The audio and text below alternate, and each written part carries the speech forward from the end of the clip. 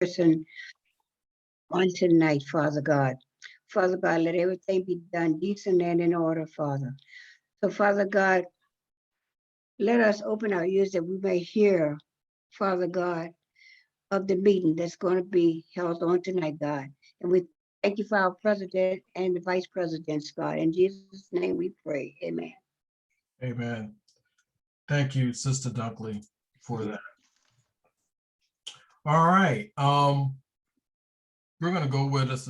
Everyone who registered should have received a copy of the agenda already. So what we're going to do is, let me get this poll up here. We're going to we'll launch this poll, and this poll is to suspend the normal order of business and accept the agenda. All we need is a majority of vote of the members present. If you're a member, vote yay or nay. If you're not a member, feel free to, abstain from voting. All right, we're going to launch the poll. And please mute yourselves, please.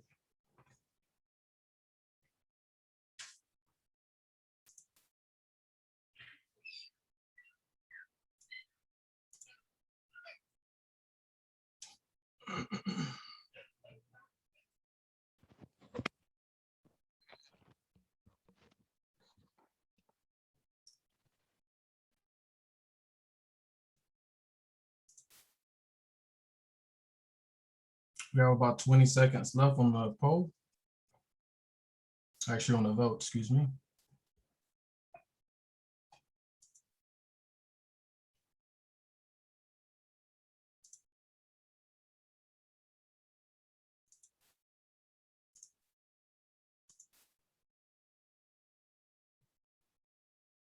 About 7 seconds.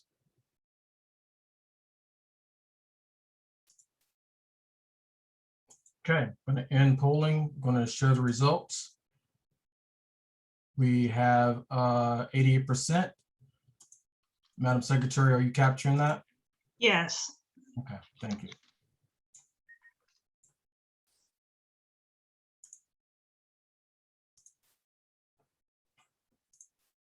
Okay, with that being said, we're going to go start with our roll call of officers. So, Madam Secretary, go ahead with roll call.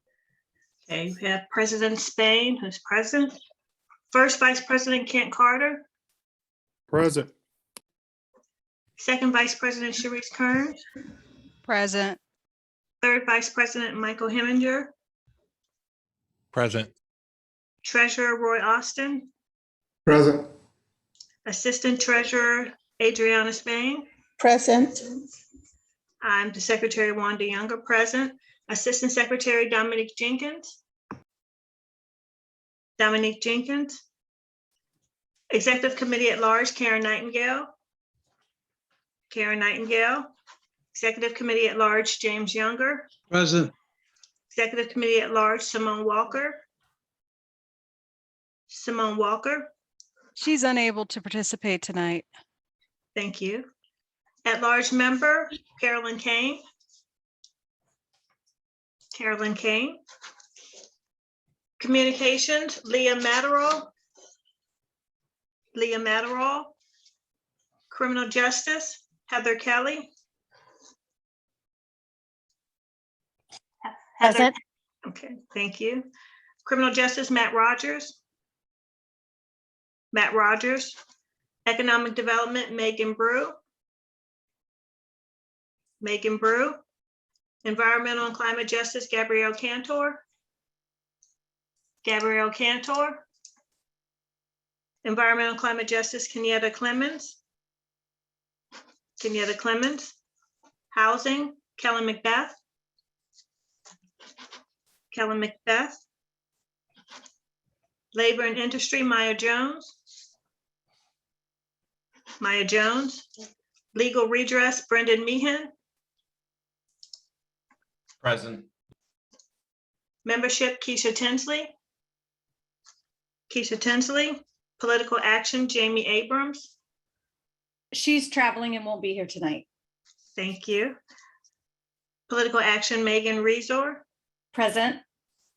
Religious Affairs Reverend Davis. Present.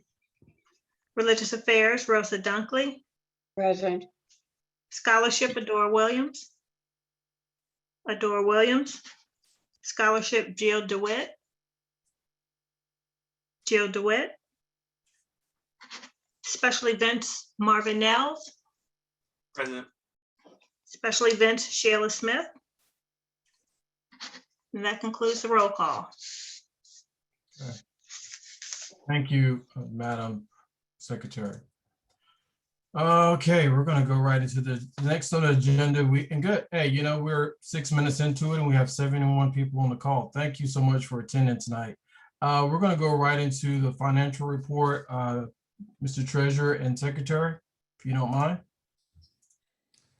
Okay, for the month of October 2021, and this is not the detailed report that I would normally give you. We are still working on that information, but I can give you the totals.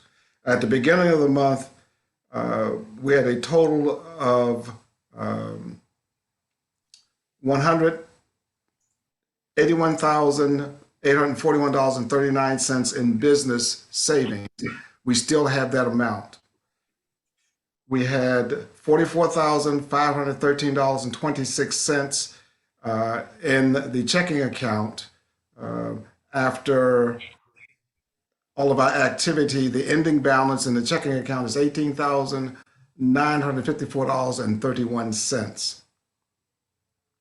As I said, because of the activity in the account for the month of October, specifically dealing with our Freedom Fund Banquet, we have a great number of transactions, and we will give you a full accounting during our next meeting.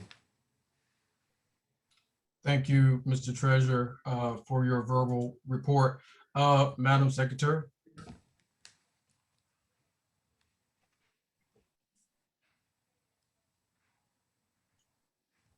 Do you want to talk to that, Madam Secretary?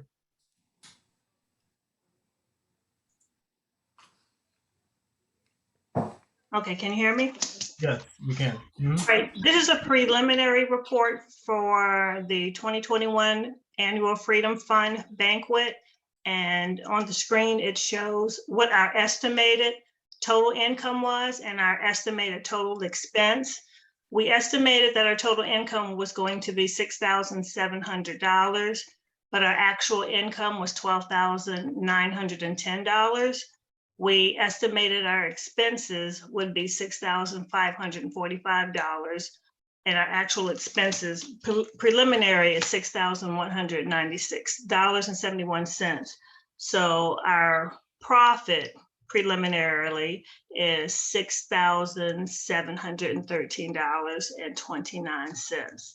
And that includes the ticket holders and the sponsors as well. Thank you, Madam Secretary. Okay, give me just a second, right here. So, yeah, let me just say thanks to everyone for your donations for our virtual Freedom Fund Banquet that was held on October 28th. It was, in fact, not only a grand affair, as you can see in the reporting, the preliminary reporting, it was, we made significant gains across the board. It's a preliminary report for a number of reasons, because the executive committee meets every third Sunday, and the executive committee has not met yet. Before we bring final reports to the general membership, those reports are briefed to the executive committee, and we go over it at that time, then we bring it to the general membership. Again, as the treasurer talked about, there was a lot of expenses. That's what we have in every banquet that they're working on. And I want to again give hats off to Marvin Nils and the entire team at the Freedom Fund Banquet who put it together. So, you know, after we pay out and give National their 25%, I think we'll still have a little bit of money in the kitty. So thanks to everyone. Now in the agenda, we're a little bit, we're 2 minutes into it. this is a time where they say, well, the president's remarks. But I'm going to do something a little bit different, deviate, because we do have our presidents, our VPs on here. I'm going to give them an opportunity just briefly to say anything that may be on their radar. I know our first vice president was here earlier or may still be on. So Mr. First VP, any words to pass to the general membership from your station, from where you're at? No, thanks, Mr. President. Just want to say thanks for everyone supporting our fundraiser this year. It's a big help. So thank you, guys. Thank you. Our second VP is with us as well, Ms. Cherie Kearns. Cherie, you have anything? Good evening, everybody. No, I don't have anything to share. Most of mine will come in under the Ed Committee update. Thank you. Our third VP did join us, Madam Secretary. That is Michael Hemminger. You have anything to say, sir? No, sir, Mr. President. I'll yield back. Oh my goodness, what a nice photo of you there, sir. Oh, you've been out taking photos. All right. You dress up pretty good there, Mike. So, you know, since our last meeting, we have, let me change something here, having some issues. We at the NAACP here have been, we remain engaged on a number of fronts. You will see in the package that was sent to you, you know, we've sent an update up to the county board as it relates to the community oversight board. There's some nuances behind all of that, and it's all detailed in the letter. We've right before we had our last meeting, our education committee, I think it was a day or so before, not perhaps our last meeting or the banquet. But anyway, in the last 45 days, we do a stand up with Drew and the Dyslexia Edge, and they'll talk a little bit more about that. We've been involved with, still in the housing arena, working with our local legislators on some policy initiatives, laws for the next General Assembly. You know, working for GOTV, get out the vote. We did a lot of that. You'll hear some of that reporting later on. But NAACP has been quite busy. All right. If people are calling on us to come speak, come attend, it kind of wears on you. And I remind everyone on this call that in case you don't know, and I'm glad to see our past president, Dr. Alfred Taylor, welcome with us. Welcome tonight, sir. What we do here, everyone, is voluntary, 100% voluntary. A lot of the elected officials have made significant sacrifice to do the business of the NAACP. But like I tell folks, it has to be in your heart. You have to be passionate about this line of work. This is not about, you know, pay $30 and use the name of the NAACP and say, hey, I'm a member. This requires work. To do it right, it requires work. It requires attending meetings. It requires writing policy positions. It requires engaging in the community at all levels, regardless of socioeconomic status. And we've been doing that. And so trust you me, your NAACP is at a point now whereby if an issue occurs in our county, you know, people lean on us, and that's okay. And they lean on a lot of other organizations as well for input. And that's what we want to see happen. We take your words, your concerns to the elected officials, whether it's school board, whether it's county board, whether it's the Commonwealth Attorney. And I think I saw the Commonwealth Attorney join us tonight. Thank you, Commonwealth Attorney Parissa Dagani-Tati, for being with us tonight, and whoever. And we still have much more work to do. What I'm going to encourage everyone to do, you saw a report, and I'm not sharing the screen. We're almost at our 1,000 members mark. I think the last report and what you see is around 951. Right. So as we get at the tail end of this year, I would ask you to look at your membership. Make sure you're not about to expire, and renew your membership with the NAACP. It's $30 a year. And what do you get out of that $30? I will share a few things with you. So out of the $30 that you pay to the NAACP, $12.10 of it goes to national advocacy for public safety, criminal justice, education, health, equality, voting rights, political representation, economic justice. That's national. $6 goes to the online crisis magazine. $11.90 comes back to the branch. So out of every $30 that you give us, $11 comes back to the branch. If you do it online, it's quarterly to us to be used in our programs. So, you know, we've done a good job with our membership, but membership is the lifeblood of the NAACP. So without members and without, you know, you renewing your membership or giving donations, we won't be able to give out scholarships to our local Black and brown students, minorities, and those that really need the funds to go to school. We won't be able to put on, you know, virtual programs like we've done the past year for some of these guest speakers to come in and talk to us and speak with us about who knows what, the criminalization of Black girls, the Gullah Geechee folks, the African-American community, breast cancer, you know, those type of issues, right? And other things that we may need to do. So it's important. So I ask you as we move into 2022 to think about your membership, renew it. And if you are inclined, reach for the stars. Instead of being a year-to-year member, you know, pay $750 or pay $75 a year and start your membership towards Silver Life subscribing. You know, you pay your $750 and you're done, right? Out of that $750, it's a 60-40 split. So 60% goes to national, 40% comes to us. I wanted to, you know, just harp on membership again, because that's what we need. We need you. Every year, the NAACP, our branch, along with every other branch in the Commonwealth, we have, you know, we pay a certain per capita to national NAACP, and we pay $2,000 per bylaws to state. The past 2 years, it's only been $1,000 because of COVID, but I'm assuming, I'm thinking that next year it'll go back to 2,000. So it costs to run the NAACP as well. With that being said, I want to, in a minute here, turn it over to our special events committee, Mr. Marvin Nels, to talk a little bit about the Freedom Fund Banquet. I will tell you that all awards have been sent out. Again, I think we got grave reviews. Everyone loved it. I actually heard from the chairman and other folks within the Virginia State Conference of the NAACP within the past couple of weeks, and they're very proud of the Arlington NAACP. I say that again, the Arlington NAACP. All right. Again, there is, and I emphasize that because there's no I in team, y'all.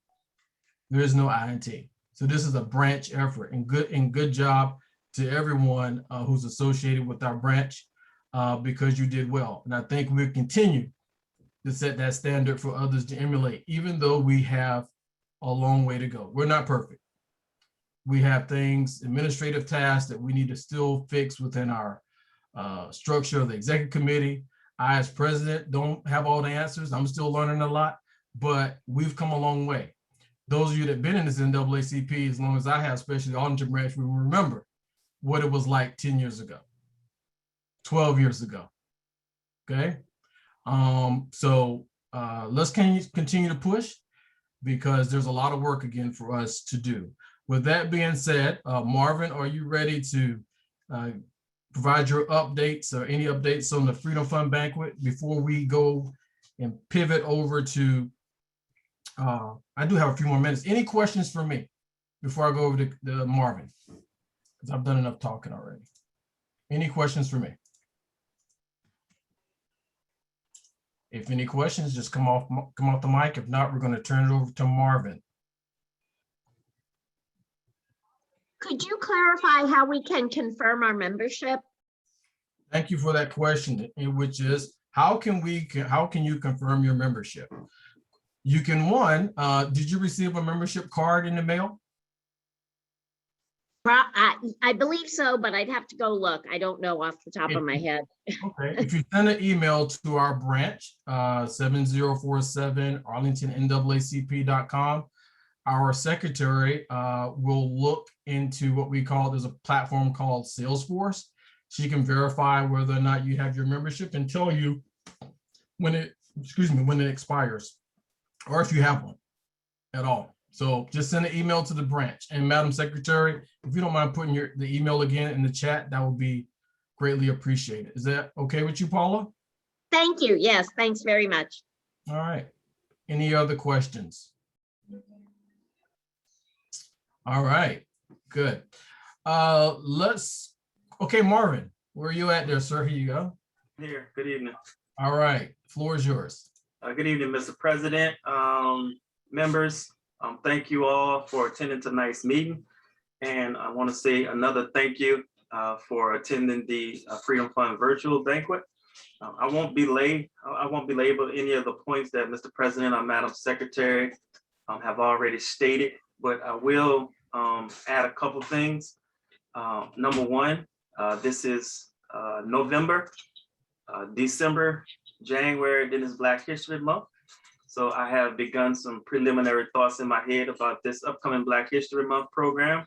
So if you have any good ideas, feel free to join the Special Events Committee, and we will welcome your ideas. The second thing I want to say is, if you're not a member of any of these fine committees, I encourage you to find something that you're passionate about and join these committees, because to give a small story, when it comes to the duck, you always see a duck smooth sailing across the water. But what you don't see is the duck kicking frantically underwater. And that's how most of the committees are. They're frantically kicking, but what you see, the product you see, is a smooth sailing duck. So don't be afraid to jump in there and join any of these committees. They're led by some great people, and we can use your assistance in any way, shape, or form. Back to you, Mr. President.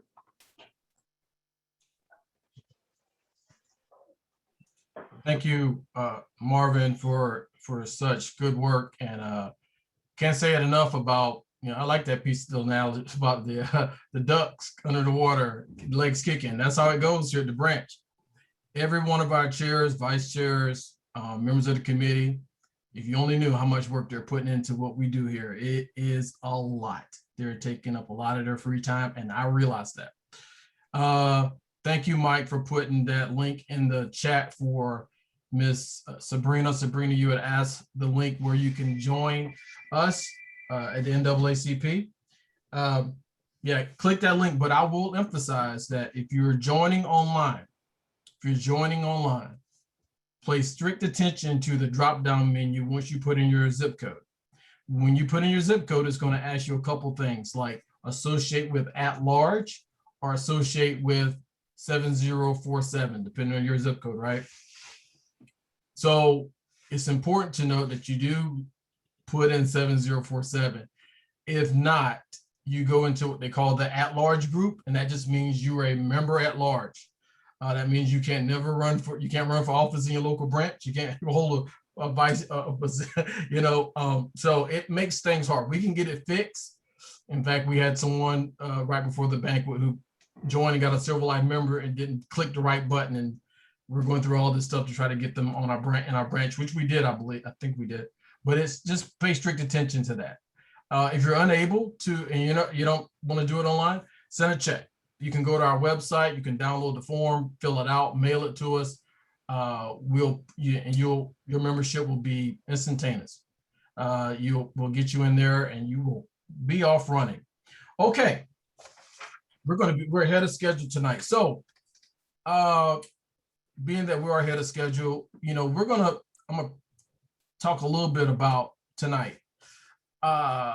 So we at the NAACP, many of y'all know, have been in a lot of contact with our law enforcement officials here in Arlington over the past couple years.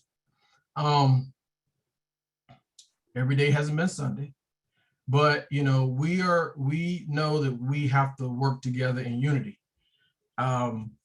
There's been some changes in leadership where Andy Penn is now the chief of police.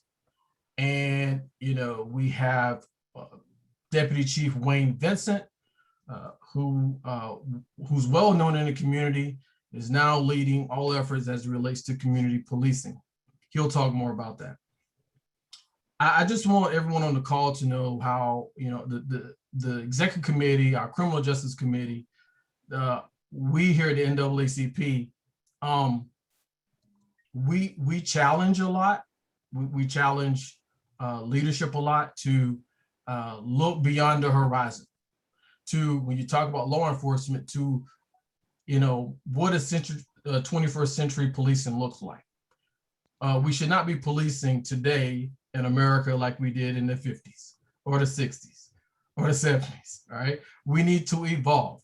So, you know, Wayne is gonna come on here in a little bit, give you an overview of what he's doing, he and his team.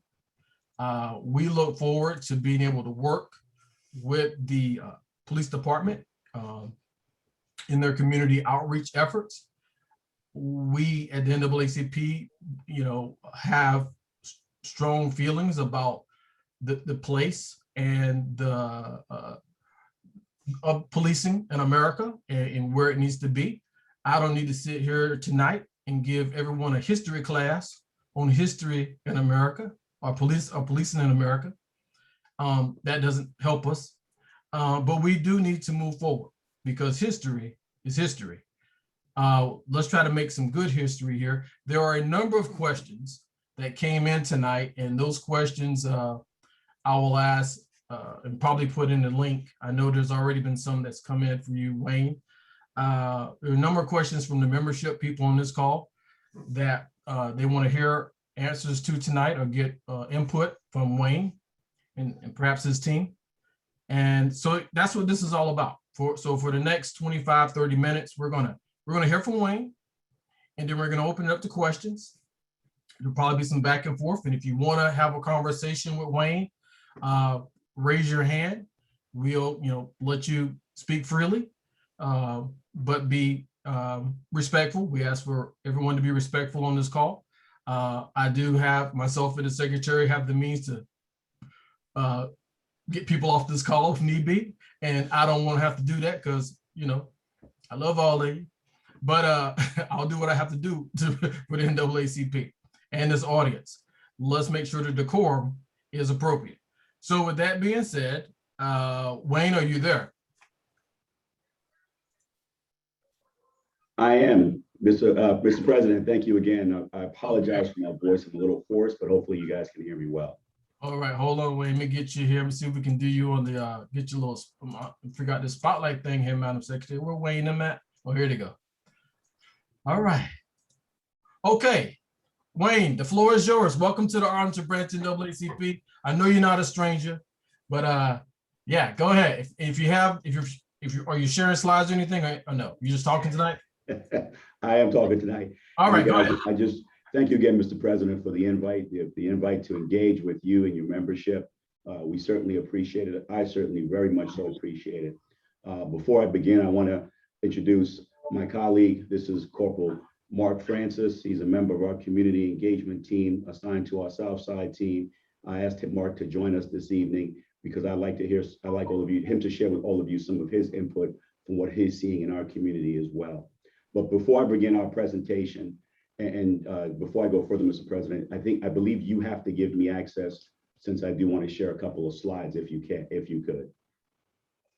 Unless I already have that ability. No, you don't have to worry about that, Mr. Deputy. We'll take care of that, sir. You now have permissions. There you go. All right. Let me just start off by saying, Mr. President, that I do appreciate your opening words when it comes to the relationship that we have between the NAACP and the Arlington County law enforcement in general. Let me say also that we also appreciate what the work that the NAACP does nationally and of course locally.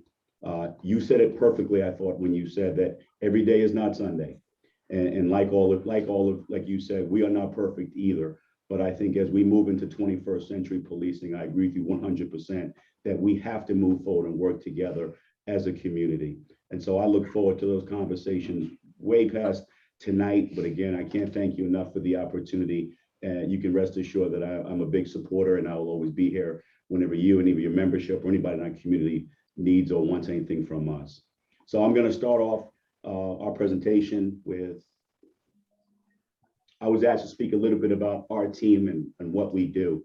And so, but before I talk about our team, I have to say, just remind everybody that for us, it's about the commitment to our community. And again, once Chief Payne, as you said, was appointed the chief of police for our agency, one of the first things that he did, which I truly, for me, I really appreciate, I know our entire department and community appreciated, was he went out and he took these community conversations. It was an opportunity for us to hear from the community, both in person, online, and different other mechanisms, so we could hear what the community's expectations of our police department.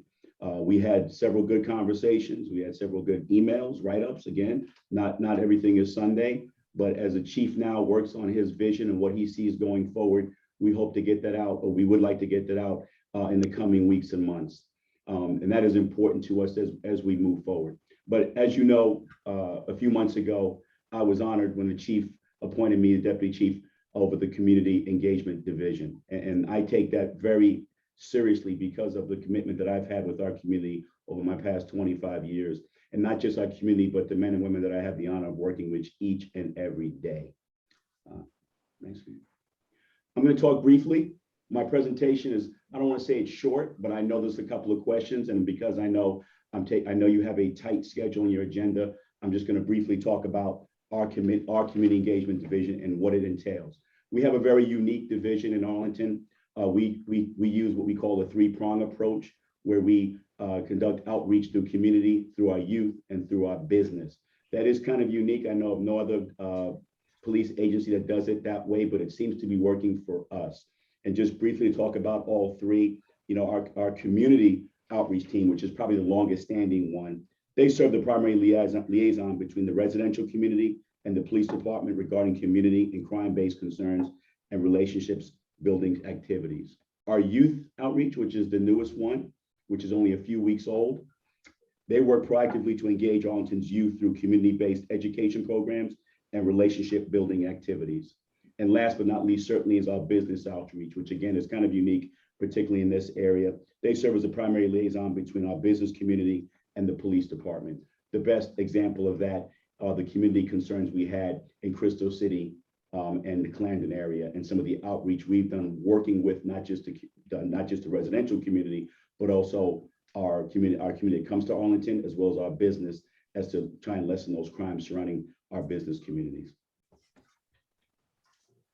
You know, our community policing philosophy, and I'm not going to repeat what it says up there, but I would just enhance it a little bit for me. It's not an attempt.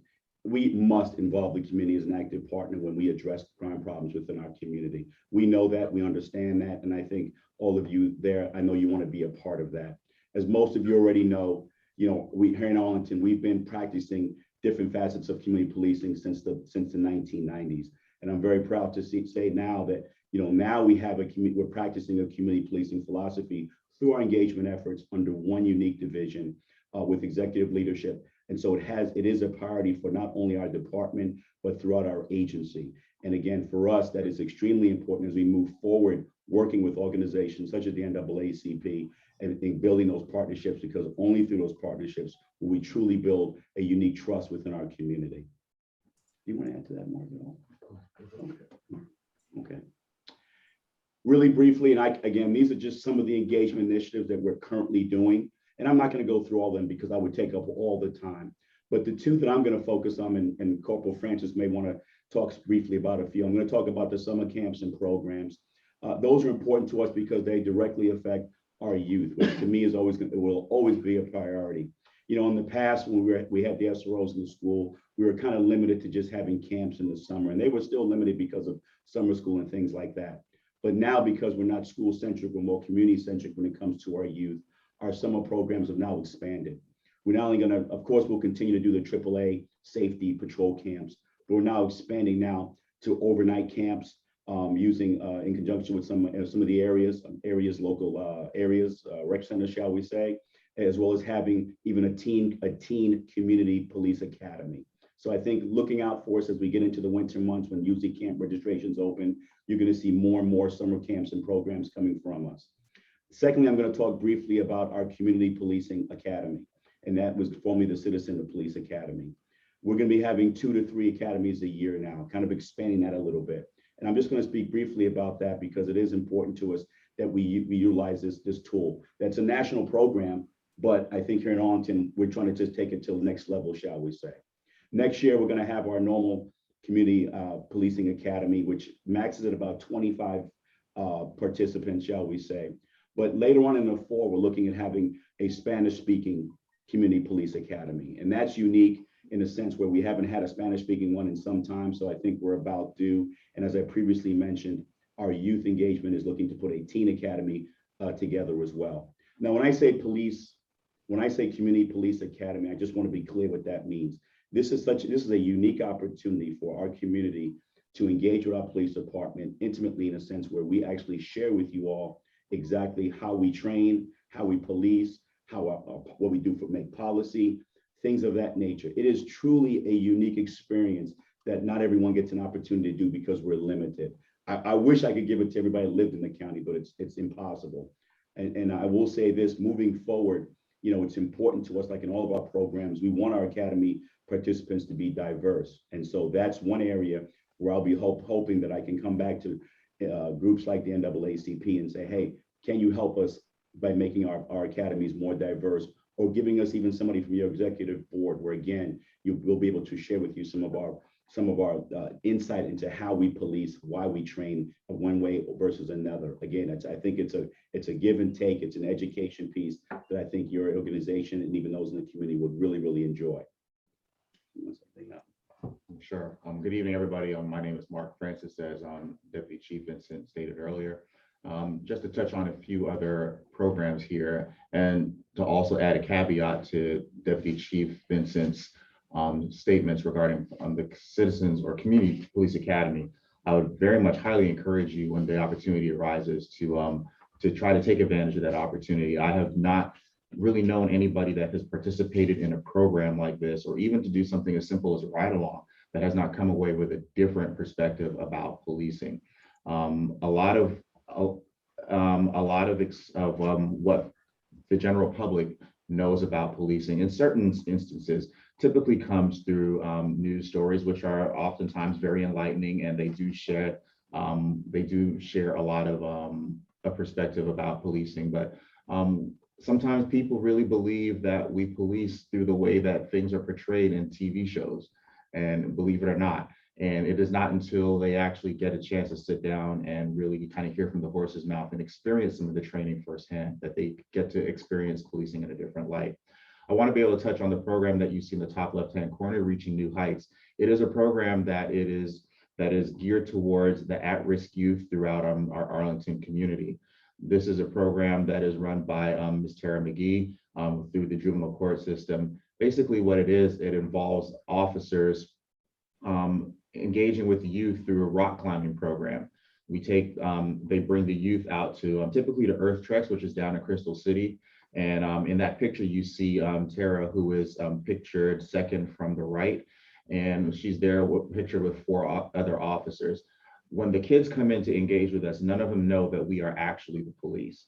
They just see several individuals in green t-shirts, and we serve as belayers. So we are the ones that are basically attached to the ropes and to the harnesses, and we encourage the kids to climb. Once the entire event is over, we sit down and we debrief with the kids some of the challenges, because for many of them, rock climbing, this is their first time doing so. At the end of it, then they get an opportunity to meet us then as members of the Arlington County Police Department. It is usually an eye-opening experience for them, because they didn't necessarily realize that interacting with the police could be as unintimidating as it was in that particular instance.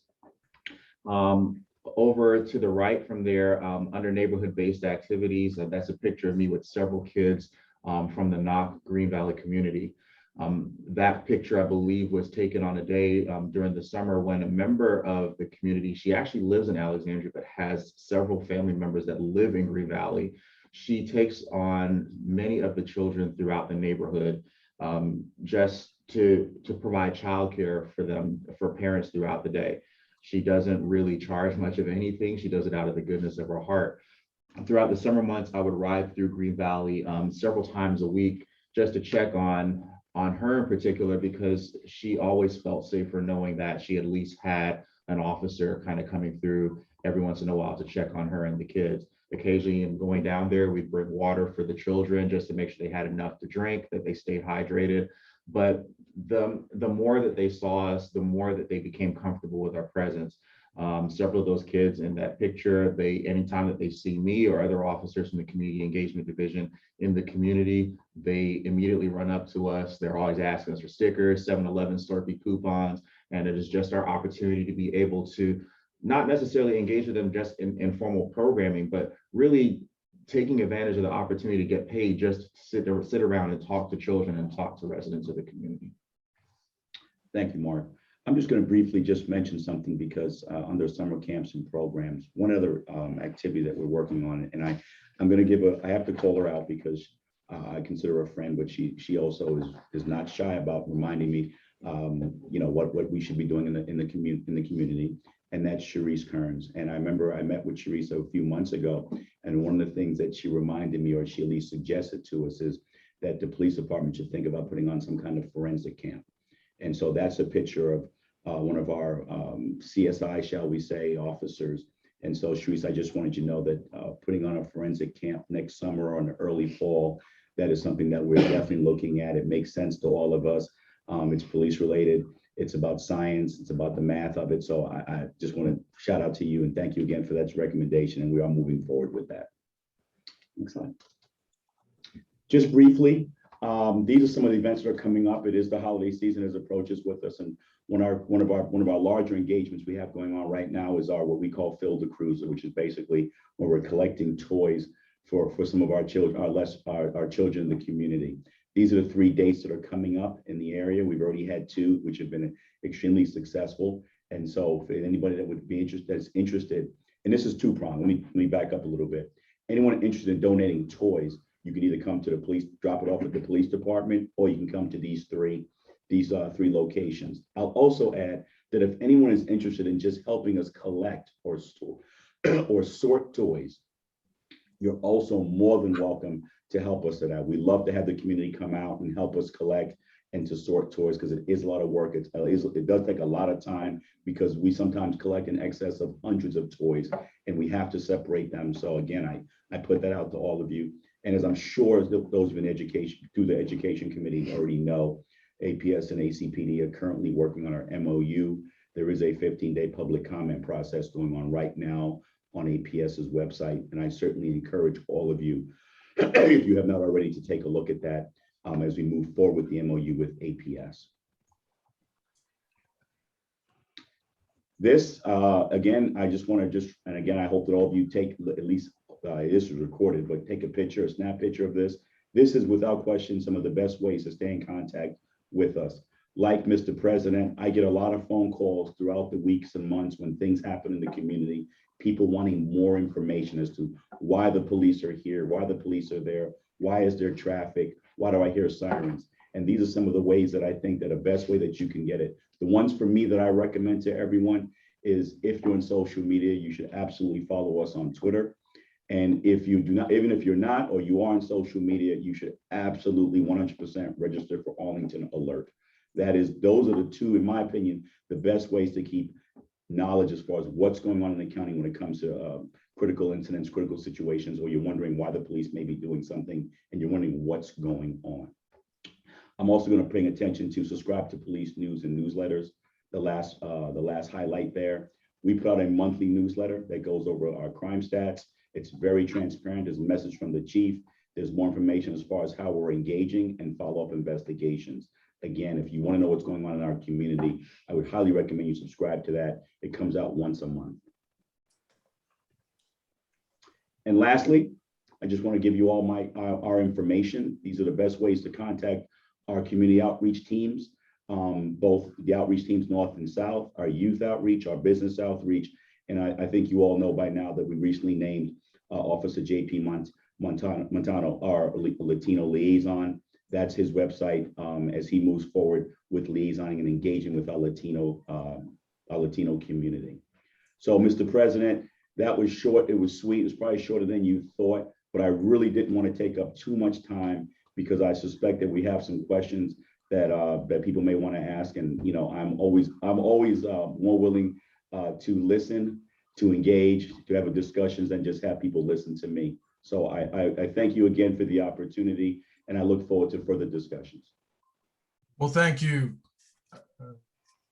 Deputy Chief Wayne Vincent. Could you stop screen share? Have your team stop screen share? Sure, absolutely, sir. If you guys can, and ladies, everyone in the team can share those slides with us, we'll make sure they get out to everyone who attended tonight's meeting. As you and I discussed, kind of jokingly, right, a few weeks ago, you know, welcome to the NAACP. Stand by to get some questions, because, you know, we don't, you know, we agitate, we don't bite our tongue, and I want to use the time wisely. But before we get to that, I know Delegate Patrick Hope has joined us, another elected member in our delegation. So welcome, Delegate Patrick Hope, for joining us. Mr. James Younger asked you a question, and I'll repeat it. You told me you'll get back with it before the audience, our members here. The question was, to what extent, if any, have the recommendations of the President's Task Force on 21st Century Policing been implemented? And we're talking about, you know, I think there was President Obama's during his administration. On the way out, there was a large study. I think you're quite aware of it.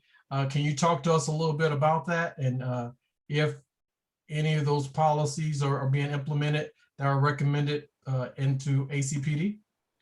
And, sure, I can try and tap. That's a lot. Obviously, I know. Just yeah. President Obama's 21st Century Policing, which was chaired by one of my good friends, Chief Ramsey. I mean, that is a large document, as I'm sure Chief Younger already knows. And yes, we have taken, like most police departments, at least modern forward-thinking police departments, several parts of that and implemented it. I mean, that document's, I believe it's several years now, so it would take me some time to go through everything that we have done specific to that, to include engagement, to include recruitment. I mean, there's so many different parts of it through the pillars, but the easy and quickest answer is yes. Have we done everything? No, I don't think any police department can certainly take every recommendation. And I would even say that some of the recommendations, remember that committee was more of a national, and I think you can't take that large document and say it's good for every community. So I would say that we aren't going to follow every single recommendation, but I would say yes, we have taken several. Since I know Chief Younger asked about the recruitment, he asked specifically, you know, I think this question was, can you go back up to it for me? His question was specifically on, are we recruiting? I'm just going to read his questions like everybody understands. Yeah, so everyone, yeah. I'll read it. Has the department initiated any steps to enhance the hiring process so that there's an emphasis on selecting recruits who are community service, guardian-oriented, and culturally competent? Well, the answer is yes. We have. I was the former, before I was promoted to deputy chief, the former human resources commander, and I can tell you, even before I took that role, we had started that process already. And you know, I think it's no. Everybody knows that, you know, it is any department wants to have representation of their community, and so you do so not only by having a diverse workforce, but you have to target those. You have to make those target recommendations and make those target recruitment areas. And so even before my time, we were targeting to go after things like making our department having more female officers and having more minority officers of all races and cultures and ethnicities, and not just looking at just the races and the ethnicities, but also looking at what kind of majors do they have? Are they studying? What's their personality types? What are you looking for? And as you go through their background package, shall we say? And so I think we've done a better job at that. But I mean, to be honest with you, right now, this is one of the most challenging times we've seen in law enforcement as far as recruitment. I mean, the national storyline across from California to New York to the East Coast is that everyone is hurting to hire police officers, as we're seeing officers, senior level to mid-level officers are retiring early or leaving the profession in general. And so now more than ever, it's so important for us that we're going out and we're recruiting at all levels to keep a diverse workforce. So that continues to be a challenge for us. But yes, I would say to Chief Younger that we have initiated steps by doing so by targeting not just your criminal justice and your former military personnel, although those people, we still do recruit those. And I think it is important that our department stays open to them, but we are looking at those other social science majors and not just closing our doors to saying, well, this may not be the ideal candidate for policing, when in fact, they could be and they are. Yeah. You touched on something and I'm innately aware of where your conversation and where you're headed with recruiting of diverse workforce. My time in corporate America, we work on those very same issues, and that makes me think a lot about, some of the concerns you have. The police department is not the only organization within America, right, that is going through this period of the Great Resignation, right? And folks are really reevaluating work-life balance coupled with the effects of COVID, right? So we have some sympathy there and understand it. But again, I think policing comes with, it's like a duty. You have to want to do it. You have to want to be there. Just like you want to have to be at the NAACP, even though we're not getting paid. You have to want to be a police officer. You have to want to protect and serve, right? You have to want to protect the community, right? Anything less, I don't know what you're there for, right? Maybe give back. But yeah, I appreciate that. There's another question from here it is, Yvonne McIntyre. She asked, and this is, we shared the link while you were talking about the draft that's out right now, the MOU between ACPD and APS. But could you summarize briefly what this proposed SR MOU, how it would change the relationship between APS and ACPD? I took a quick bird's eye view of it earlier today, but I didn't read the 17-page document. Any thoughts? How's it going to change? I know the police officers will not be in the school physically, but can you talk to that a little bit? Sure. Well, as you all know, with the school board deciding not to have SROs in the school, we have to have a new MOU. So we have some kind of relationship with and expectations from both APS and the police department. There are several parts of the MOU that are so different from the last MOU, shall we say. The parts that stand out to me the most are clearly when APS will call law enforcement, and that's going to be state code driven. The new laws have come out in legislation that I'm sure union membership are well aware of as far as when the schools can call the police, and so that will be in there. Additionally to that, well, we've already seen in the first couple of months of school that although the schools may not be calling the police for certain crimes, there are parents and even students that are calling the police for crimes that the schools are not mandated to call us for. And so we have to have some kind of agreement with the schools. Well, okay, if a parent calls us for a crime that's not mandated by the state, well, how are we going to handle that? And so that's something that's in the MOU as well, as far as how that would be addressed. So those just I'm not to waste too much, not that it's wasting time, but I don't want to place too much time on it. But those are the kind of things that's going to be different in the schools as far as when we're called and how we are to address these crimes, as far as when there are things going on in schools and what the role of the police department will be. I would just say this, the other part really quick in the MOU too, it also goes into when and how the law enforcement officers will be invited to the schools. And for the most part, that's going to be education based. So things like driver's ed, health, as far as drugs or substance abuse, or even engagement. We've had several engagements in the schools that were specific to having some kind of education base behind it. So those are the kind of things that will also be in the MOU. But there's a lot of work to be done with that, and I look forward to the future engagement on that as we move forward with that MOU. Sure. Well, thank you, Deputy. I shared this with you in the chat and with the membership. When we established the registration for this event, there was a block in there for individuals to put in a question or two, if there were any questions they would have of you. And what you have before you on the screen right now are just some of the questions were repetitive, but we've kind of taken a snot, the questions, and here they are. I'm not sure. I'm definitely no. We can't get through all of these in the next 5 minutes, but I will look as I look at this. That first question that's there about ACPD re-implementing the community policing model. right? And I've only been here 12 years, but I've heard about the relationship with the police department in this community years ago and how it was very fruitful, cordial. I mean, it was good, great, right?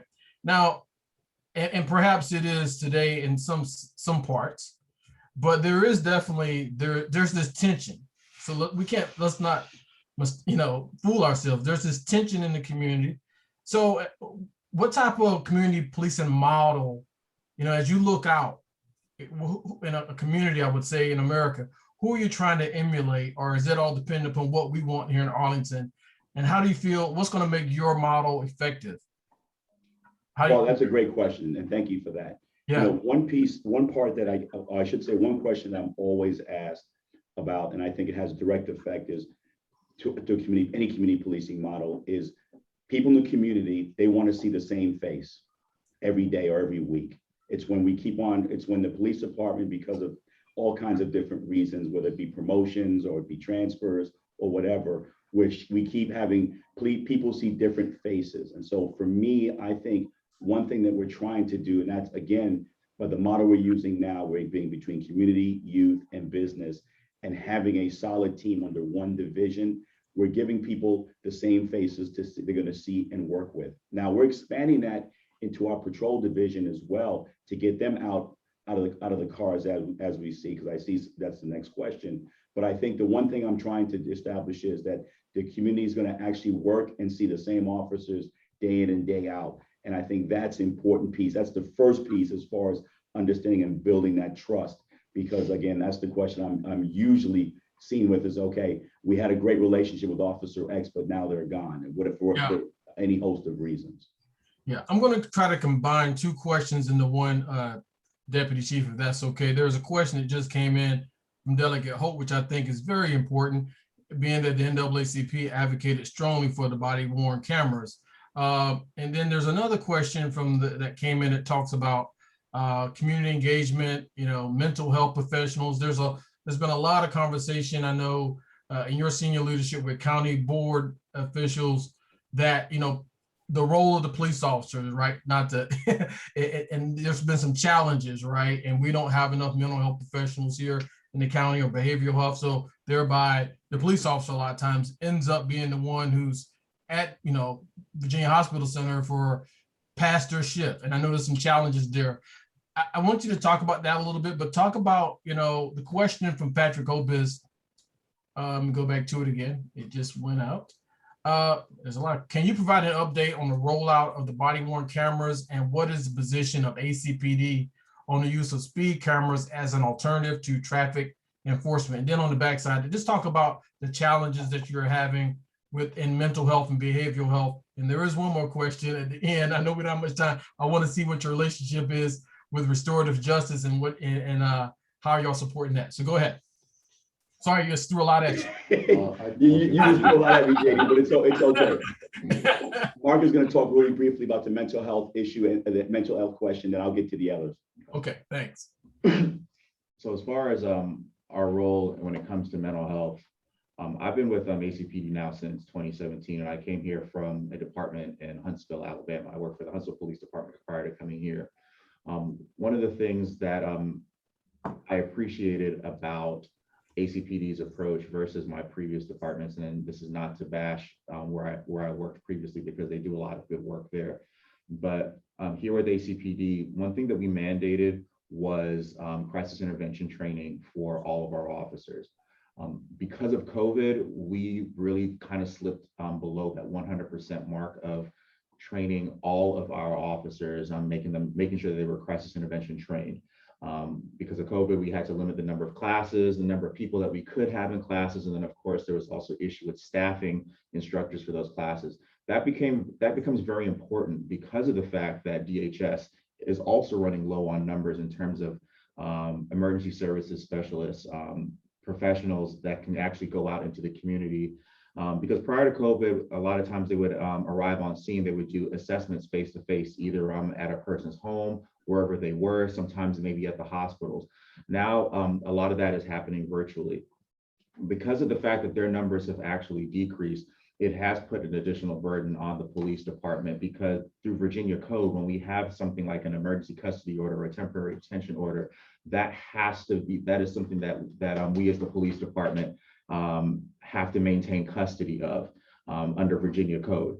So it has been to ACPD's benefit that even coming into COVID, that many of our officers were already crisis intervention trained. It doesn't make us professionals in mental health, but it does allow us to be able to kind of navigate sometimes the murky waters of being able to get a person from a place of crisis to a place where they're receiving services, and being able to do so without having to really use any force. I've really forgot the numbers, but over the last year or so, we have really only had, I believe, 5 instances in where force was actually used in a particular mental health situation to kind of bring it to some sort of resolution where we got somebody to the hospital. That is a very low number, and I think that is due to the high level of training that we give our officers. So we do work very closely with DHS. They partner with us to provide crisis intervention training to our officers so that we can better serve our mental health community. Sure. Just really quick, JD, I'll go right into it. Just I know you mentioned body worn cameras. Our body worn camera program has been fully implemented. To include, I know we part of our engagement efforts, which we share that policy with the community. That policy is open on our website if anybody wants to look at it. And again, I agree. I think I'm looking at the chat. We definitely need more time, and I'm going to stay on as long as I can and answer every question in the chat because I know you're about to kick us off. I definitely want to kick you off. The door is always open at NAACP. How are you engaging with restorative justice? ACP. We have 2 officers assigned to the Restorative Justice Committee, and we're working hand in hand with to work moving forward with the county board and the county manager with some kind of MOU. I'm not directly involved with that myself, but I know we're going to be moving forward with that in some format. I think they just have to work out some of the agreements with that, but it is moving forward. And I know, and before I forget, I know you've already put this in your email. I can't emphasize enough on another topic, the Community Oversight Board. I know that that's been extended. They just recently extended the application for that, and I certainly encourage either you or someone from your organization to apply to be a member of that board. Deputy, are you encouraging me to apply for this? I'm probably the last one they want on that one. So listen, plus it takes listen, we hope, thank you. And we are aware, we sent a letter to the chair of the county board today about that. We were made aware also of the extended deadline. I know there's about over 100 and some odd applications. Of those 100, though, there's perhaps not where it needs to be as it relates to kind of like diversity and demographics. And that's a good, we need to ensure that this board, Community Oversight Board, is reflective of the community, not just a board full of professionals and lawyers, people of the community, probably those that have been most affected by policing over the years. But yeah, I think we'll get there.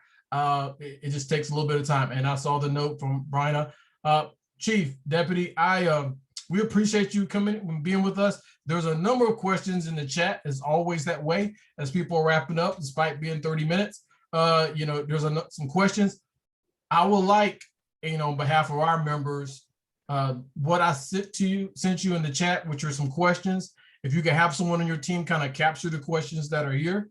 And if you can roll up some type of reply, we're not asking for it to come back next week or but in the short term, maybe within the next 30 days, if you can kind of like put something together and answer the mail on a lot of these questions that have come out tonight in the chat and what we submitted to you, that would be greatly appreciated, because effective communication, something I learned a long time ago, is the key to success, right? So let's have this conversation. Let's hear back from you. And we really appreciate you being with us tonight. Thank you. Thank you. Thank you. Thank you, Mr. President. And again, I just want to say real quick before I go, sure, I'm going to stay here, but also I really truly want to work with you to try to maybe extend this format where we can have more time on a, just police only, shall we say, conversation with your membership, if anyone is interested. Yeah, I think it's due. It's really due. And we need to, if we're going to move forward, we got to also understand that we're not all going to start on the same playing field. but we got to be able to figure out where there's places that we can perhaps compromise and move forward on in the best interest of this community. And in our case, in the best interest of our Black and our brown and our Latino brothers and sisters, right? Because they have been affected greatly. And there's questions that you probably saw about trust, right? How do you build trust in the community with the police department? I realize that not all police officers are bad. I know that, right? But you know, there's a generation out there, right, that has a problem with policing. And we got to figure out, because policing is not going anywhere, what we can do to work together in unity. All right. I'm there with you. I look forward to it. All right. Okay. Thanks, You're welcome. Next, and I know we're a little bit behind, but that's how we do. We this is the end of the year, and just before we bring up the next speaker, I'll let all of you know I haven't taken this to the executive committee yet. We are probably going to do something different in December. I know many of you have been yearning to meet in person, but hopefully our next meeting in December can be maybe a hybrid or something in person where, you know, back in the day when Earl Malo and Karen and all of them together, we used to have like a little holiday party or something, but you know, you gotta be masked up and all that good stuff. Maybe we'll try to do something in person next month. Okay, next on our agenda is Mike Chick with us? Someone sent me a message. Mike Chick, are you on this line? All right. We have on our agenda, on our schedule today, a young lady, a native Arlingtonian, who met with not only myself, but also met with the executive committee. She proactively reached out to the branch and wanted to talk about her position. She is a judicial candidate for Arlington County Juvenile and Domestic Relations District Court.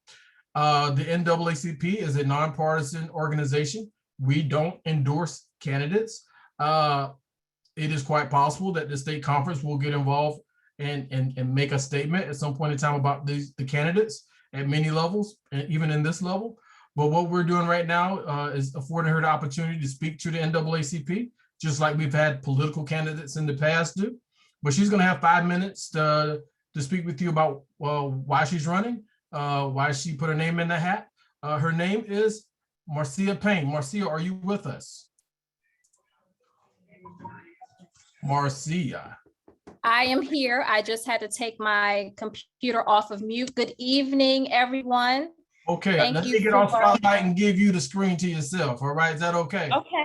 I'll take that. I like spotlights and screens to myself. Like the spotlight. All right, everyone. This is Marcia Payne. The floor is yours. First of all, good evening to everyone. Thank you for allowing me these 5 minutes to introduce myself to you all. I went through the list of people on this call briefly, and I see a lot of people who raised me. So Mr. Spain is correct in that I am an Arlington native. My name is Marcia Olivia Wright first, but as of 2 years ago, now Marcia Olivia Payne. I am from the NAACP community, which is now currently Green Valley. For those of you who are familiar, I grew up right over there right around the corner from Walter Reed, on the corner of 17th and Edgewood Street, right across from the Army Navy Country Club, is where my father placed his roots years and years and years ago. And my father owned a restaurant that is currently where Macedonia sits. It was Wright's Bakery and Carryout, where he fed and served the community way back when. And so that is the culture in which I was raised here in Arlington County. For those of you who do not know, Judge Varousas, after almost 24 years, if not a little bit more on the bench, is retiring in December 31st to be exact. And so 5 of us, 5 very good qualified lawyers in Arlington have submitted our application to be considered to replace him, and I am one of them. And I applied to this position, number one, because I am Arlington born and bred. I am invested in the community just as much as this community has invested in me. I would not be the woman, the lawyer, the advocate, the community leader that I am today, but for my experiences in Arlington County Public Schools and Arlington County Departments of Park and Recreation as a youth member of the NAACP. I have been touched, raised, built up, encouraged, and supported by members on this call, Dr. Taylor and Mr. Valentine, who have let me in their house and raised me with their children and supported me over the years. And so to actually be in a position like that in the county that I was raised in is a value to me. It's the same work that Judge Newman, who was one of my mentors, has done. And so I think it's important that we recycle from our own. So that is one of the reasons that I applied. I also applied because I'm invested in diversity in the bench. Arlington needs more diversity in the bench, especially in juvenile and domestic relations court. Those of you who do not know, the majority of the youth that come in and out of that courthouse are Black and brown. And so it's important when they come into the courthouse that they see someone who looks like them. Outside of race, because it's not always about race, sometimes it's about language. I am bilingual in Spanish. It is important that our immigrant community, when they're coming in and out of that courthouse, that they see judges who can at least greet them in their language as a base level. That is important. That is one of the reasons why I'm applying.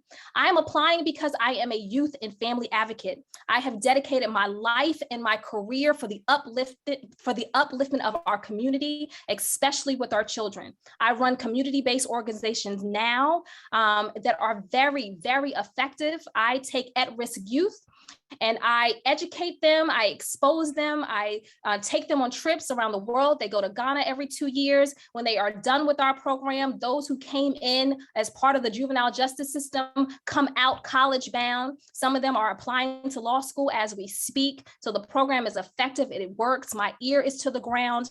I know what's going on, not just in Arlington, but in the District of Columbia, in Maryland. I work with all of those kids in this program, and I've been doing it since 2013. So I am actively engaged in what's going on in our community. As an Arlington native, my mother still lives in Arlington. My sisters and brothers still live in Arlington. I'm invested in the health of our communities. That, of course, starts with our children. It also starts with the strength of our families. I am currently a domestic violence prosecutor. I prosecute very severe domestic violence cases. I prosecute child abuse cases. But I'm not only a prosecutor, I have 17 years of experience in juvenile and domestic relations court as a guardian ad litem, as a court-appointed counsel, as a defense counsel. There is no case that comes before the juvenile domestic relations court that I don't have an extensive amount of experience in. I know the law. I know how the law is applied. I know how the law is applied in a disparate impact way as it relates to our children. And so I am very sort of invested in getting engaged in that part of the process as well. I believe that it's important for the court to be engaged in the community. When I jumped on this call, one of the things I heard Mr. Spain say is we have to work together in unity. One of the things that I think is very important is that the Juvenile and Domestic Relations Court does not operate in a vacuum. In order for the court to be effective, the community has to be engaged. You all have to know the process. You have to understand what's happening in the bench, and you have to be invested in what's going on. You have to invest in the schools. You have to invest in the community-based programs. A judge cannot do the work on its own. I hear all the rumblings of what's going on in the community and the changes that need to happen. Well, the changes start at home. It starts with you. It starts with the strength of who we are as people. And so the notion of community investment is not lost on me, and it should not be lost on the courts. This is a collective community village process. All of the stakeholders must be on the same page, trying to reach the same goal. And that goal is the health of our communities, not at the sacrifice of our children.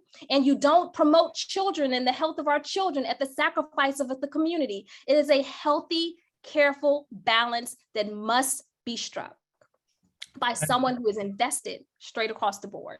So I am applying for the position for all of these reasons and more. I am very zealous and passionate about the prospects, and I hope that the legislators will deeply consider my qualifications and my application, and that there's an opportunity for me, Marcia Payne, to be the next judge on the bench. And I wanted to introduce myself to you all, answer any questions that you may have. I believe that my materials were included in the announcement for this particular meeting. But any of you can please reach out to me via email, via cell phone, to ask me questions about who I am, what else I can contribute to the bench, any type of changes that I may want to see happen. But I just want you all to know me, to hear my voice, to see my face, and just understand and know that there is a vacancy currently available and that people have applied, and that that the legislators will be soon considering each of the applications to determine which of us is best suited for the position. Thank you for having me. Thank you, Marcia. And like for everyone who's on this call, I think there was a link shared. If you have questions for Ms. Payne or would like to speak with her, her contact information is there. Feel free to reach out to her. And Marcia, we thank you for speaking to our membership, our audience. Like I said before I introduced her, Marcia proactively reached out to the NAACP about a month ago. And so, and again, I met with her one-on-one with the secretary, then the executive committee met with her, and then I offered 5 minutes to come and speak to you. So she asked, and we accommodated that. So no one else asked, so I'll just leave it at that. With that being said, we really do thank you, Marcia, and wish you the best of luck in your endeavors. And I really appreciate it. I know you have Dr. Taylor on the call. One thing for the audience, Marcia talked about when she was a yay high. Dr. Taylor and Portia Clark had this group of young kids in South Arlington and North Arlington, Halls Hill.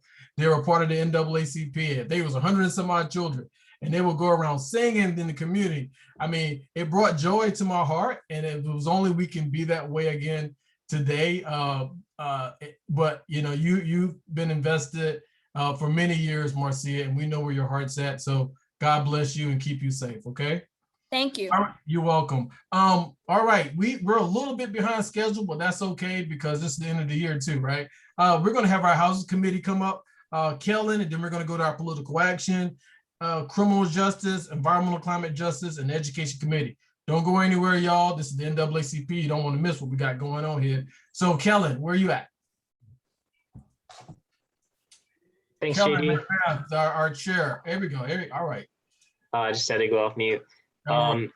So the housing committee has been busy adapting to potentially a new legislative environment in Richmond and figuring out what our strategy is going to be statewide and also locally based on the election results from November 2nd. So we've been working with the Arlington County delegation members to have some of those follow-up conversations.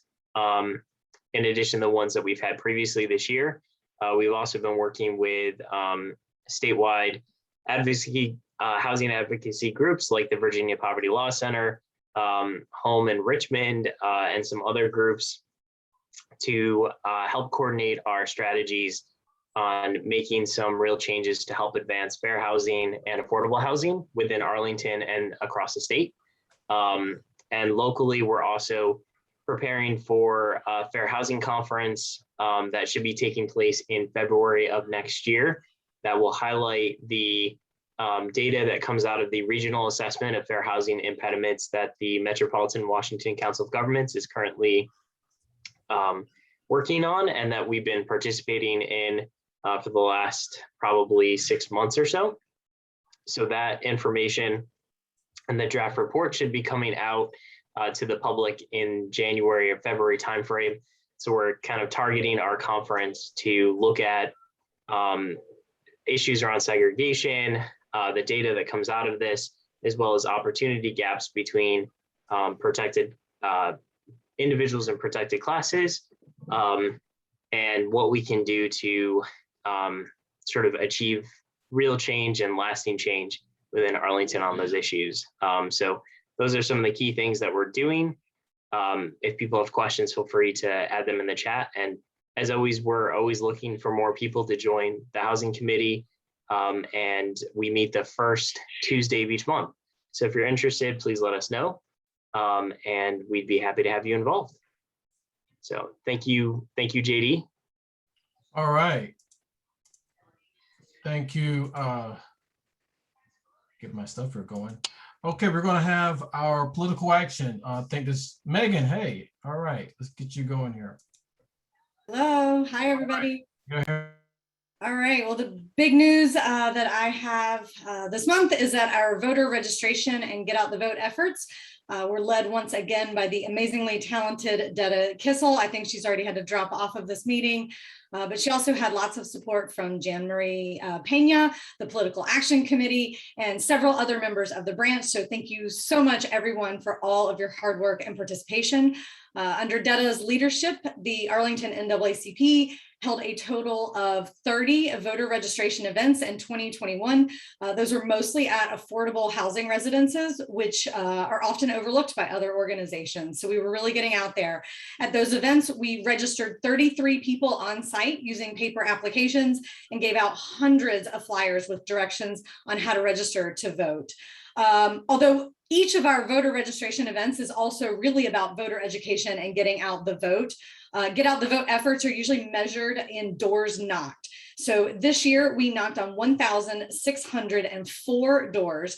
We left 2 flyers at each door, a flyer giving information about early voting and another flyer about the importance of voting. So in addition to canvassing at Green Valley, we also canvassed at several affordable housing residences throughout the county. In addition to the flyers we left at each door, we also produced a paper titled Why I Should Vote in 2021 to encourage those reluctant voters to get out and vote this year. And finally, we sent out emails to the voters we registered this year, reminding them to vote in the election. So this was a big, big effort, especially for a non-presidential election year. So big congratulations and thank you to everyone who engaged with us. Detta, as I said, had to drop off a little early, but we could not have done this without her, and we're very grateful for that. So now that the election is over, we are focusing on advocating in Virginia's 2022 legislative session. We've just today actually sent a letter to the county board for their legislative priorities for the legislature, where we've already met with some of the county board members and a couple of our state legislators to talk about different issues from housing to education to the Civilian Oversight Board. And we are supporting the Virginia State Conference on putting together their priorities for advocacy work in the 2022 legislative session. So please come join the Political Action Committee. Julius likes to call us the fun committee, so I promise we will not disappoint. We meet the first Monday of every month. You do not need any experience in political action. All you need is a passion for advocacy. So we'd love to have you. Thanks. Thanks, Megan. I think people like your committee because you end on time. 1 hour, you're out of there. And we're a little over, we're going to be over. Appreciate all the good work. And to, you know, the NAACP with many other organizations, we just partner, we work side by side. We're nonpartisan.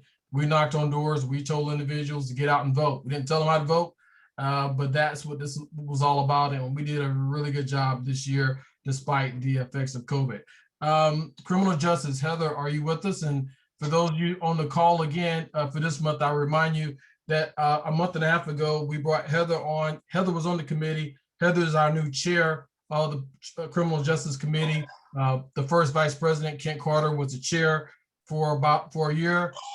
He did a lot of good work. He's still on the committee, just taking a little break, and now we allow people to maneuver around. And so Heather is now our chair, along with Matt Rogers, who's the vice chair. Heather, you with us?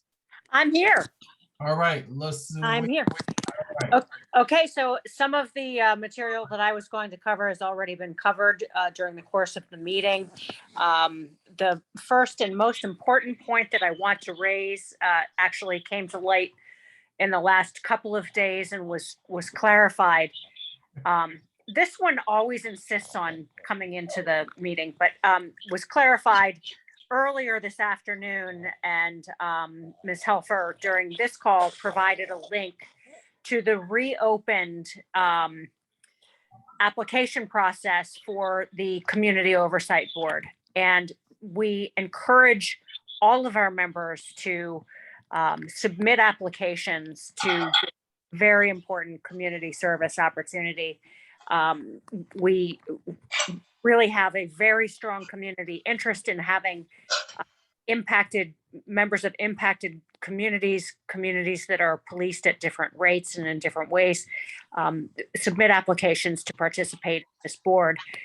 We think this is a really terrific opportunity to engage in a meaningful way with the Arlington County Police Department and to build bridges and hopefully see improvements and in the relationship between the police and policed communities.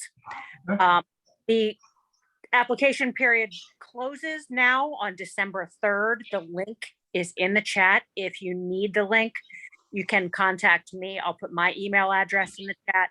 If you have any questions about what the Oversight Board entails, what service entails, you can contact me and I can answer some of your questions. We've had a couple of meetings about the Community Oversight Board and about also some a question about whether there will be a change in legislation that allows the independent policing auditor to be answerable to the county board as opposed to the county manager. Obviously, again, there's some shift in Richmond, but we don't think that that's a terribly controversial issue, and we're very hopeful that that will that issue will carry. So we continue having conversations with Chair of the County Board, Matt DeFerranti, on issues about selection of candidates to the Community Oversight Board and selection of, later on down the line, the selection of the independent policing auditor. We had a very interesting meeting last week, I believe, with a representative of the Board of Jails and Prisons that we learned very recently investigates in custody deaths at, among other institutions, our local detention center here in Arlington.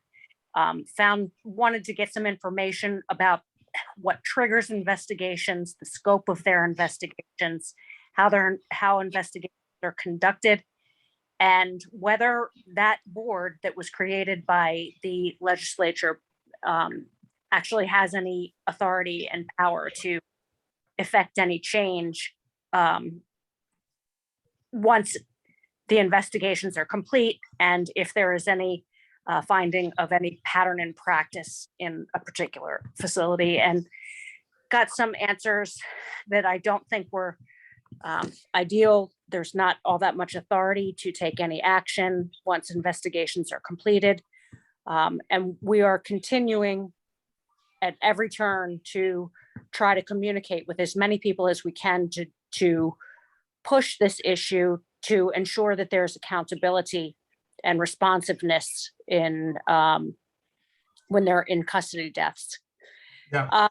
Our meetings are on the fourth Wednesday, the Criminal Justice Committee. JD has not said that it's the most fun committee. I believe he feels that in his heart. So the meetings are on the fourth Wednesdays of the month from 6 to 7 p.m. And you should consider joining us because we're fun. Thank you, Heather. Because we are really working hard and we are walking the walk and making sure that other folks carry out their word. Yeah, you know what? Between you, Heather, and Kellen, I'm in trouble. Because You are in trouble. I'm in trouble. I said political action. Well, it's fun, and Kellen's jumped on me. Everybody's fun. How about that? I mean, I should have kept my mouth shut. Thank you, Heather, for that report. I know you may be sending out some information later as it relates to the meeting this month, simply because I think it's a day or so before Thanksgiving. So we just talk a little bit later about that changing up. And I'm, let's. I will tell everyone on this call, and I'm so happy to still have 90 some people on after hour and a half. But look, many of you want to know about the Becton's case. Many of you want to know about this other stuff that's going on. I'll tell you this: we are diligently working with all parties, not trying to be vague, to get down to the bottom of this, because let's just say it's. I don't think we don't believe the buck stops with Corizon, the provider. We believe strongly that it's a systemic issue that past since 2015 we've had all these deaths and in our detention facility. And so we're working again with all parties to try and get to the bottom of this. I think it's public record. Most of you know that the Becton family has counsel. So, that's on them, but we are still doing our due diligence. And when I say meeting with all parties, we're meeting with all parties. You can believe that. Heather, you want to say one thing? I give you 30 I seconds. would say one other thing real quickly. We have a lot to do. This committee is not made up only of lawyers. We are not looking only for attorneys, for lawyers, for people with law enforcement experience. We need voices, and we need people who are willing to put boots on the ground. So come join us. Thank you, Heather. We'll leave it at that for criminal justice. But if you want to know more, send us an email, join that committee, because they're doing some really good work. I don't think, Madam Secretary, I don't think Gabrielle's with us tonight, or the Vice Chair from Environmental Climate Justice. That is correct. I didn't see their name unless they're calling in. Okay. Kenyatta, are you with us? I don't know if she called in. Maybe not. All right, we'll move on to we're right at 8:31. So we'll move on to Education Committee, second VP, Ms. Carnes. Good evening, everybody. Well, I don't know if we're fun or not, and I don't care. So join, don't join. We're working really hard like everybody else. So just to give you some of the highlights, one of the big things, and JD kind of led off with this at the beginning of the evening, is that we have, after about 2 years, completed a program that is offering tutoring to struggling readers in Drew, over at Drew Model School. Well, Charles R. Drew Elementary School is what it's called now. And we are partnering with the Dyslexic Edge Academy to provide a small cohort. I think we have about 13 students with 2 years of structured literacy reading support. The kids will be receiving tutoring 90 minutes twice a week. And we're starting from 0, just assuming that they, have not received any reading skills, and we're building from there. This is really great because we've also kind of parallel to this through a lot of the Ed Committee's advocacy. We have been able to push APS to take up structured literacy as the primary form of reading instruction. So not only are we going to be able to provide these children with extra support, it's paralleling what's eventually going to be fully taught in the system. So we are very proud of this program and very excited about it. And we are expecting that we're going to be able to grow this out and scale it up in the coming years. So it's quite the accomplishment, and we're really pleased that this is happening. One of the other big things is, and Deputy Chief Vincent mentioned this, is that the MOU for the relationship between ACPD and APS is out. And so the Ed Committee will be reviewing that and providing comments on that. So we'll be starting to work on that probably tomorrow, and we'll start to build that out. So it's very, very exciting work too, as we try to understand, like JD said, what does policing in the 21st century look like? And what do our children deserve in terms of a school climate? So, and that's an ongoing conversation. One of the other things that we are working on is a project with Kellen. There's going to be a housing committee conference in February, and we're going to have one of our members, Marianne Klimkowski, is going to be sitting on a panel for that. So we're really excited to give our committee members opportunities to grow and to lead. So we're happy about that. Our meeting last month was a lunch and learn session with Shannon Ellis, who is our math supervisor over APS. So we started out the Ed Committee a few years ago with a strong focus on literacy. We are now starting to expand that focus out to math. And Marion and Maggie Sly are our leaders in that area. So we are starting to learn what APS has to offer, what are the pain points in math education, and where we can get in and advocate to make that better. So we're really excited about that as well. We are also in the process of preparing a session that's going to be a follow-on to our session earlier this year on a book called Push Out. So with the help of Leah Matterall, we hosted a screening of the movie Push Out and a discussion session. It was well attended. We had nearly 300 attendees. It was amazing. So there is a new book out that has been written by Professor Kristen Nicole Henning over at Georgetown. And the book is called Rage of Innocence: How America Criminalizes Its Black Youth.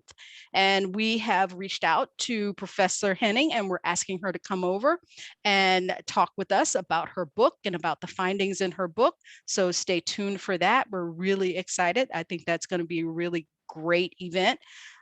We are also in the process of scheduling our next Know Your Rights session, because the one thing that we do know is that there are a lot of families and children here in Arlington County that don't understand their fundamental rights.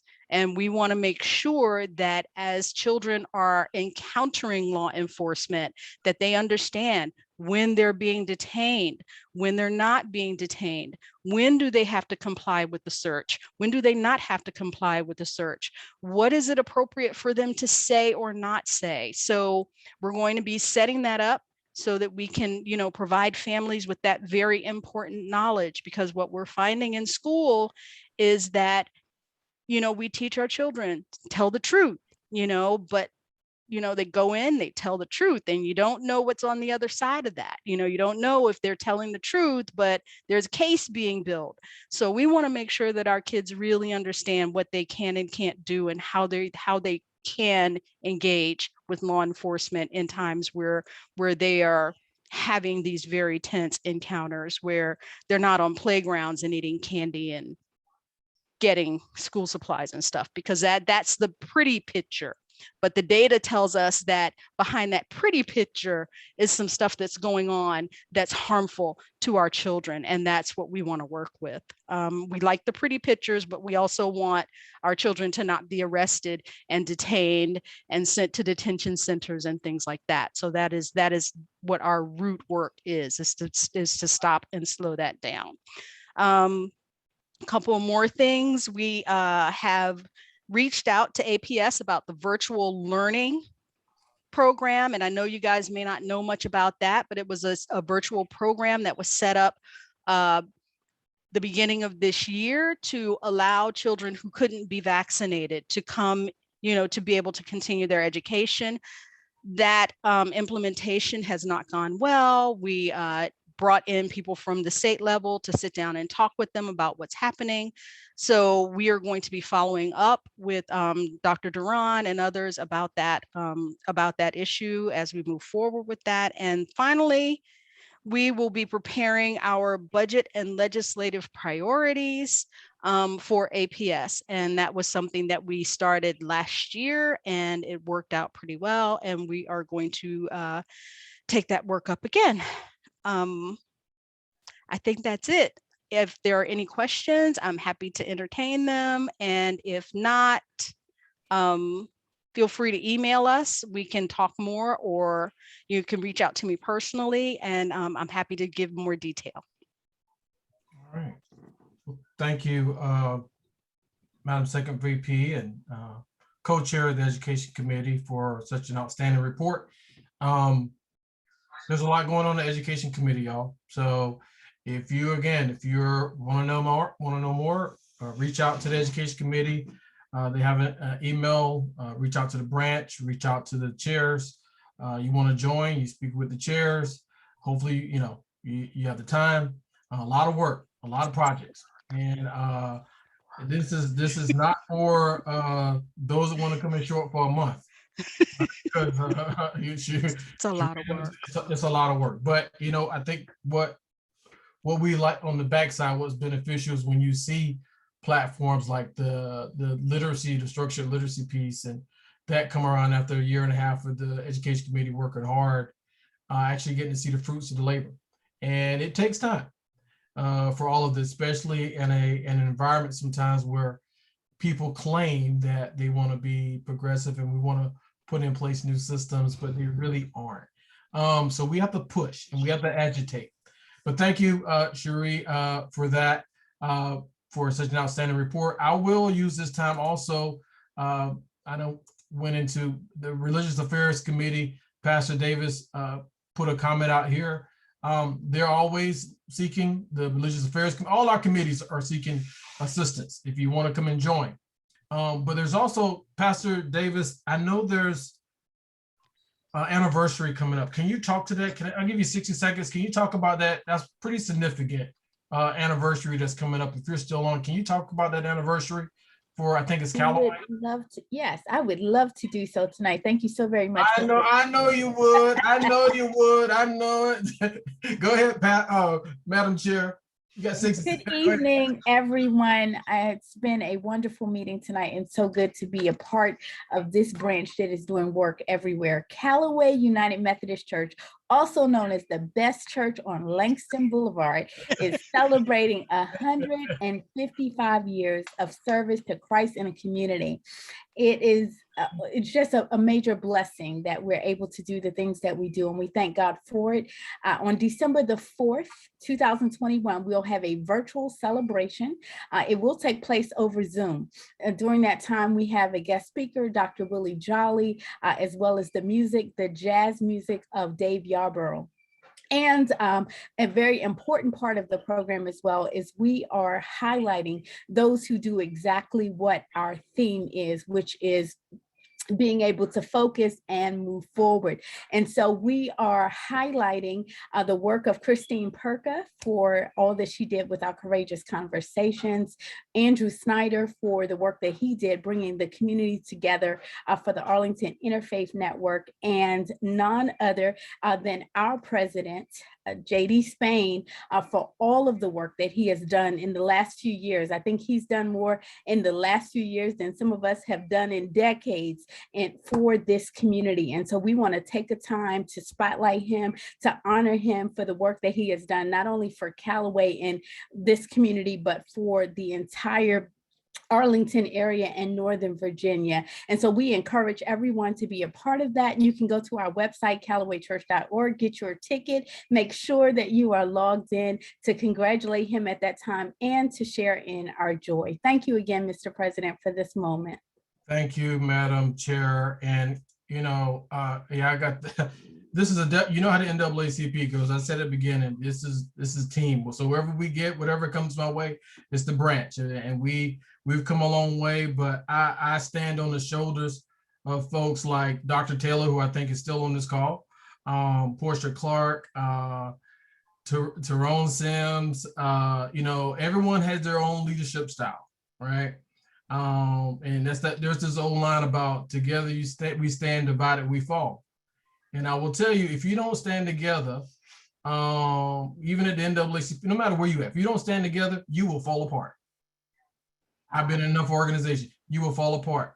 And I will say this a lot of times for folks like us, we have to be mindful of the crabs in the barrel concept too, right? Sometimes we're our worst own enemies, right? Sometimes we were, and others are as well. But we've been able to, a lot of times we disagree in the NAACP because we're human, but at the end of the day, we come out together. And that's what's important, because we understand that what we do here at the NAACP ain't about JD, ain't about Kent Carter, Mike Hemminger, Simone, the secretary, Cherie. It ain't about none of us. It's about it's about the moment, and it's about the next generation of Arlingtonians, our citizens, our Black and brown brothers and sisters here in Arlington. We're trying to make it better for them. And with that, it is 8:44.